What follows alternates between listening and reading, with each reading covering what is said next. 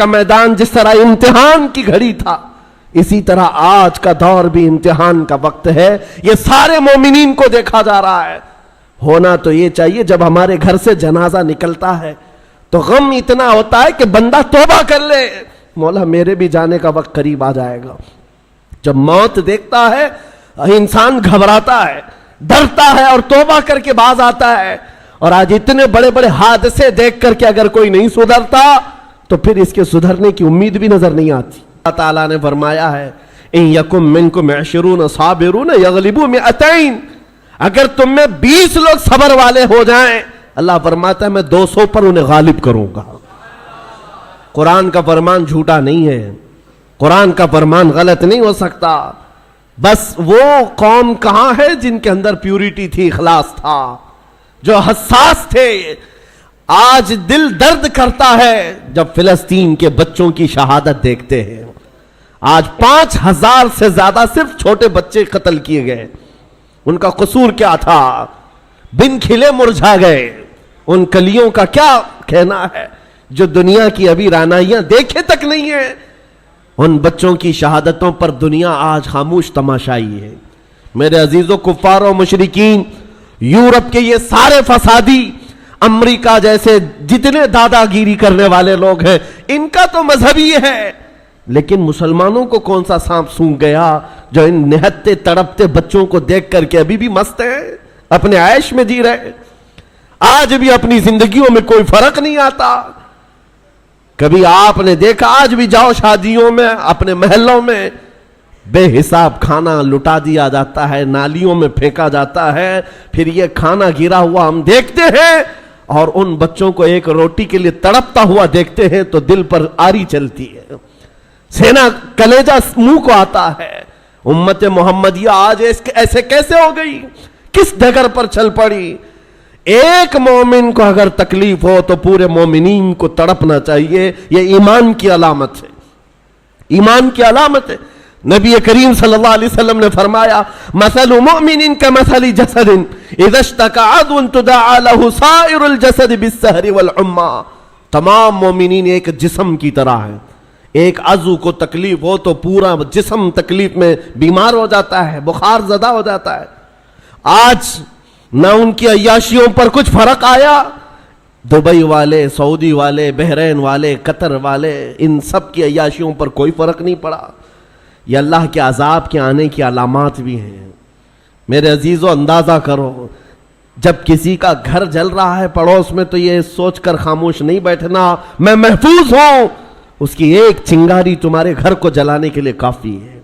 وہ چنگاری جب اڑ کر آئے کہ ہمارے گھر، ہمارا سارا آشیانہ خاکستر کرے گی. آج میں اس لیے عرض کر رہا ہوں، احساس اگر نہیں ہے تو مومن بھی نہیں ہے. احساس، آپ یہ سوچتے ہوں گے ہم فلسطین کے بارے میں، غزہ کے ان نہتے بچوں کے بارے میں تقریر کرتے ہیں، بیان کرتے ہیں، ہم یہاں بیٹھ کر کے کیا کر سکتے ہیں؟ ہر ایک کے ذہن میں یہی بات آتی ہے. ہم نہ جا سکتے ہیں، نہ چل سکتے ہیں. ارے مدد بھیجنے والوں کی مدد تک نہیں جاتی، ہم یہاں کیا کریں؟ ایک دولت ہے، ایک دولت ہے، وہی حساس جس کو کہتے ہیں. احساس جس مومن کے دل میں آئے تمہیں اندازہ نہیں، یہ عرش الہی کو ہلا دیتی ہے، عرش الہی کو ہلا دیتی ہے مومن کا احساس کا درد. آپ یہاں بیٹھ کر کے اگر وہ احساس کرتے، آپ کو اندازہ ہے ہمیں احساس ہی تو اسلام نے سکھایا ہے.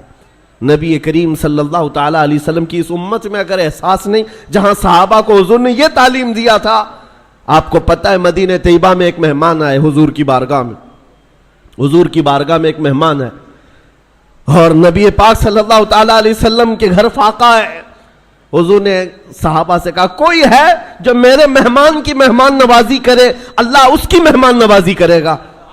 حضرت ابو طلحہ انصاری کھڑے ہوتے ہیں، کہا یا رسول اللہ میں آپ کے مہمان کو لے جاتا ہوں. ان کو خود کو خبر نہیں ہے گھر میں کچھ ہے بھی یا نہیں. مہمان کو لے کر چل پڑے. جب گھر آئے بیوی سے کہا رسول اللہ کے مہمان گھر آئے ہیں. بیوی نے کہا آپ نے پوچھا اوچھا کچھ نہیں، گھر میں صرف ایک آدمی کا کھانا ہے، ایک ہی آدمی کا کھانا ہے، میں ہوں، آپ ہیں اور بچے ہیں، 2 بچے ہیں ان کے. بیوی نے یہ کہا تو آپ گھبرائے، کہا ایک آدمی کا کھانا ہے، مہمان گھر پر آیا ہے. اور خاتون بھی کیسی ہے، صحابیہ ہے، کہتی ہیں گھبرائیے مت، اللہ کے رسول کے مہمان آئے، میں بچوں کو تھپک کر کے سلا دوں گی، میں سلا دوں گی، آج کی رات وہ نہیں کھائیں گے۔ رسول اللہ کے مہمان گھر پر ہیں، اور اس کے بعد خاتون کہتی ہیں جب میں دسترخوان پر کھانا لا کر کے رکھوں گی، چراغ آپ پھونک کر کے بجھا دینا، اور آپ کھانے جیسی حرکت کرتے رہنا، مہمان کھاتا رہے گا، آپ کھانا نہیں بس منہ چباتے رہنا، اس کے سامنے بیٹھ کر اندھیرے میں مہمان پیٹ بھر کر کھا لے گا، میں اور آپ ایسے ہی صبر کر لیں گے، اللہ کے رسول کے مہمان کو تو کھلائیں گے۔ یہ صحابہ کا تھا معاشرہ، مہمان کو دسترخوان پر بٹھایا، بچوں کو تھپک کر سلایا، جب کھانے کا وقت آیا تو آپ نے چراغ گل کر دیا اور کھانا رکھا، مہمان سے کہا کھاؤ، مہمان نے کہا آپ بھی کھائیے، کہا ہم بھی کھا رہے ہیں، اور خالی سوکھا منہ چباتے رہ گئے، اور مہمان اس اندازے میں کہ سب کھا رہے ہیں، پیٹ بھر کر کھانا کھا لیا اور سویا۔ صبح اٹھنے سے پہلے جبرائیل امین حضور کی بارگاہ میں آئے، کہا یا رسول اللہ صلی اللہ علیہ وسلم، آپ کے مہمان کے ساتھ آپ کے صحابی نے جو سلوک کیا ہے، پورے آسمان کے ملائکہ میں اس کا چرچا چل رہا ہے، اس کا چرچا فرشتوں کے درمیان چل رہا ہے۔ یہ تھا میرے نبی کا معاشرہ، احساس، کسی ایک کے لیے اپنا پورا نچھاور کر دینا۔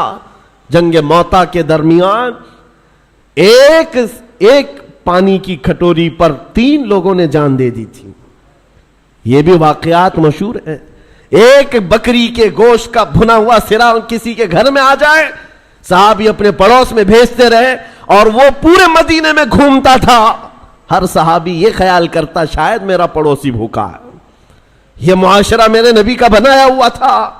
آپ کو پتا ہے حضرت عمر فاروق رضی اللہ تعالیٰ عنہ کا دور ہے، جب آپ رات کے وقت تنہا نکل پڑتے تھے اپنے خادم کے ساتھ مدینے کے حالات کو معلوم کرنے کے لیے، اپنے ایک خادم کے ساتھ کہیں سے گزر رہے تھے، ایک گھر سے کراہنے کی آواز آئی، ایک عورت کے رونے کی آواز آئی، رک گئے، اور آپ کے چہرے پر نقاب پڑا رہتا تھا، امامہ شریف اور نقاب جس طرح سے عربوں کا رواج ہوتا۔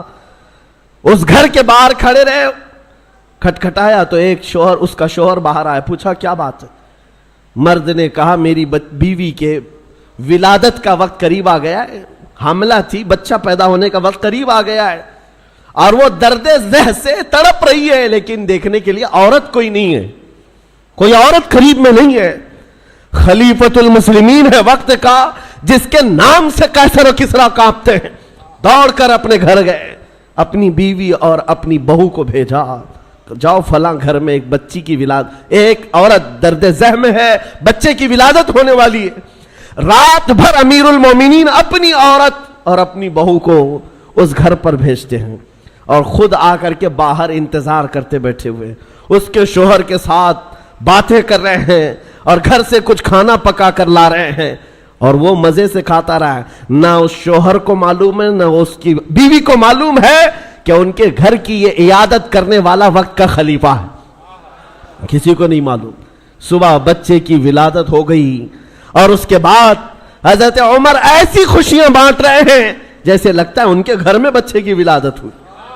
اور جب آپ نے مبارکبادیاں دی اور گھر واپس چلے گئے، تو بعد میں محلے والوں نے کہا رات بھر تیرے گھر میں جو عورتیں تیمارداری کر رہی تھی وہ کوئی اور نہیں، امیر المومنین کی بیوی تھی، امیر المومنین کی بہو تھی۔ یہ احساس تھا، ایک عورت کے درد کی آواز آئے تو خلیفہ بے چین ہو جاتا۔ آج فلسطین سے اٹھنے والی آوازوں سے کسی کی نیند پر فرق نہیں پڑتا، کسی کی نیند خراب نہیں ہوتی۔ وقت کے عیاش حکمران، ظالم حکمران اپنی کرسیوں پر ویسے ہی مزے لے رہے ہیں، بلکہ بسا اوقات ایسا لگتا ہے یہ بچوں کی اور بچیوں کی جھنجھوڑنے والی آواز ان کی کرسیوں کو کیوں نہیں ہلاتی۔ یاد رکھو قرآن پاک میں اللہ نے فرمایا وَإِذَا الْمَوْءُودَةُ سُئِلَتْ بِأَيِّ ذَنبٍ قُتِلَتْ، ان بچوں کو جو آج مار دیا گیا ہے، یہ سورہ تکویر کی آیتیں بتا رہی ہیں، یہ قیامت کے دن بچیاں اٹھائی جائیں گی اور رب تعالیٰ سے پوچھیں گی مولا مجھے بتا کس جرم میں مجھے مارا گیا تھا، میرا گناہ کیا تھا جو مجھے قتل کیا گیا۔ آج یورپ کے درندے اور اسرائیل کے جتنے ظالم ان کے قتل میں شریک ہیں وہ الگ قاتل ہیں، لیکن یہ چپی اور یہ خاموشی پوری دنیا کی یہ الگ قاتل ہے، یہ الگ قاتل ہے۔ درد ہمیں اس بات کا ہو رہا ہے، اسی لیے شاعر نے کہا تھا نہ ادھر ادھر کی بات کر، مجھے یہ بتا کہ قافلہ لٹا کیوں، مجھے رہزنوں سے غرض نہیں، تیری رہبری کا سوال ہے۔ ڈاکوؤں کا کام ہی ہے ڈاکہ ڈالنا، ڈاکوؤں کا کام ہی ہے مال چھیننا، لیکن سوال تو تمہاری رہبری کا ہے۔ یہ حالات کب بدلیں گے میرے عزیزو؟ اس وقت بدلیں گے جب ہمارا جوان احساس کی زندگی جینے لگ جائے۔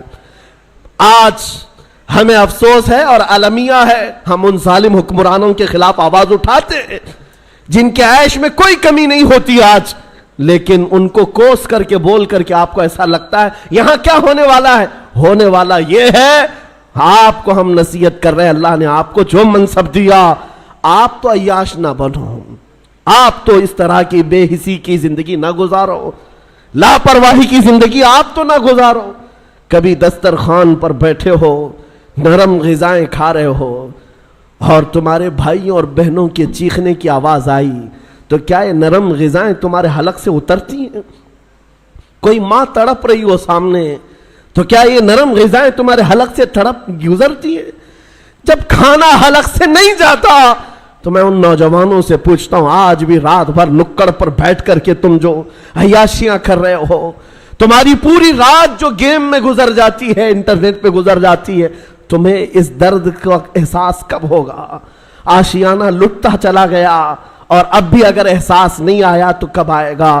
شاعر نے کہا تھا جگہ جگہ کے تھک چکے ہیں تمہیں یہ ہنگامے، نشاط لذت خواب گراں بدل ڈالو، غلط روی سے منازل کا بودھ بڑھتا ہے، مسافروں روش کارواں بدل ڈالو۔ یہ جس طرح کی زندگی گزارنے کے ہم نے اسلوب بنائے ہیں، آج کیا یہ المیہ نہیں ہے؟ کروڑوں کی تعداد ہونے کے بعد ہر ایرا غیرہ نتو کھیرا آنکھ دکھاتا ہے، ہر کتا ہم پر بھونکنے لگتا ہے۔ وجہ صرف یہی ہے کہ ایمان کی کمزوری ہے، ایمان کی کمزوری ہے۔ نبی پاک صلی اللہ تعالیٰ علیہ وسلم سے بڑھ کر کے تمہارے پاس دروازہ کون سا تھا جہاں اگلوں نے بھی عزت پائی، پچھلوں نے بھی عزت پائی؟ ساری عزت کا دار و مدار میرے مصطفیٰ کے قدم تھے۔ اور آج کل ملا کر کے میں اپنی گفتگو کو آخری درجے پر لاتا ہوں یہ کہتے ہوئے، سب سے بڑا حساس اس دنیا میں کوئی تھا جو درد کا احساس کرتا تھا تو وہ آمنہ کا لال مدینے کا تاجدار، جس کے بارے میں میرے امام نے کہا تھا جو نہ بھولا ہم غریبوں کو رضا، یاد اس کی اپنی عادت کیجئے۔ حضور پاک صلی اللہ تعالیٰ علیہ وسلم پر آج کیا گزرتی ہوگی؟ تمہیں اندازہ ہے اس بات کا؟ حضور اکرم صلی اللہ علیہ وسلم نے فرمایا اگر تمہارے تلووں میں کانٹا بھی چبھ جائے تو اس کا درد مجھے بھی ہوتا ہے۔ یہ امتیوں کے بارے میں حضور کا فرمان ہے، اور جہاں اس نبی کے ان امتیوں کو جو ہمیشہ بیت المقدس کی حفاظت کے لیے اپنی جان وقف کر چکے، جب کاٹا جا رہا ہو، مارا جا رہا ہو، ٹکڑوں میں بدل دیا جا رہا ہو، نبی پاک صلی اللہ تعالیٰ علیہ وسلم پر کیا گزرتی ہوگی؟ آپ یہ سوچتے ہوں گے مدد کیوں نہیں آتی؟